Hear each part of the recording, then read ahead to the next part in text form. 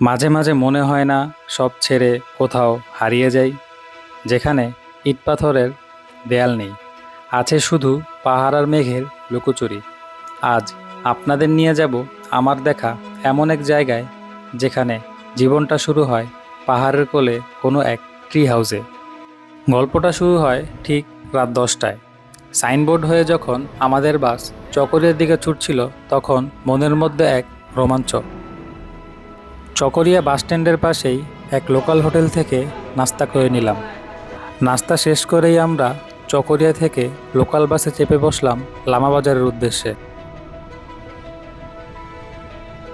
পাহাড়ি অঞ্চলের লোকাল বাসের জার্নিটা কিন্তু সবসময় একটু আলাদা আর রোমাঞ্চকর হয়।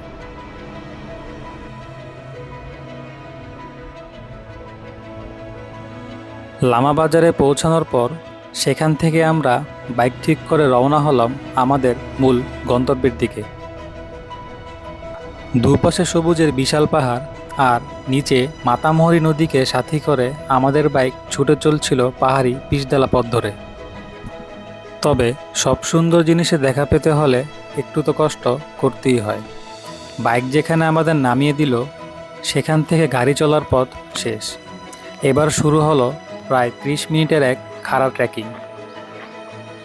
পিঠের ভারী ব্যাগ নিয়ে জঙ্গল আর মাটির ট্রেল বেয়ে ওপরে ওঠার সময় শরীরটা প্রচণ্ড ক্লান্ত হয়ে যাচ্ছিল, কিন্তু চারপাশের এই অদীম নিস্তব্ধতা আর বুনো বিশুদ্ধ বাতাস আমাকে মনে করিয়ে দিচ্ছিল সামনে দারুণ কিছু একটা অপেক্ষা করছে।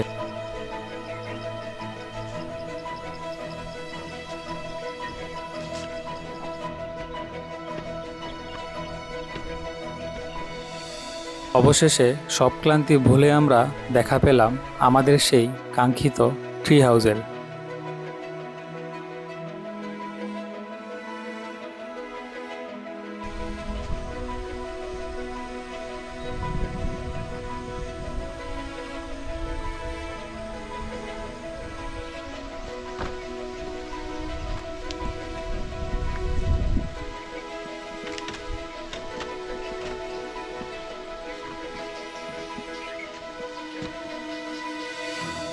পাহাড়ের একদম কিনারে ঝুলে থাকা এই কাঠের বাড়িটা দেখতে হুবহু যেন রূপকথার গল্পের মতো।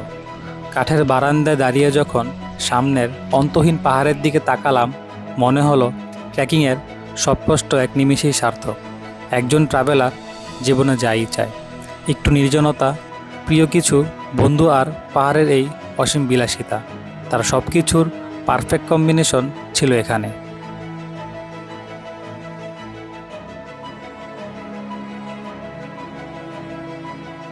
মেঘের রাজ্যে পাহাড়ের কোলে কাটানো এই একটা দিন আমাকে নতুন করে শিখিয়ে দিল, জীবনটা আসলে এই ছোট ছোট সুন্দর মুহূর্তগুলো উপভোগ করার জন্যই। যদি পাহাড় আপনাদের টানে, তবে একবার হলেও ঘুরে আসতে পারেন লামার এই পাহাড়ি নিরে। দেখা হবে অন্য কোনো অ্যাডভেঞ্চারে। ততদিন ভালো থাকুন, সুস্থ থাকুন। আল্লাহ হাফেজ।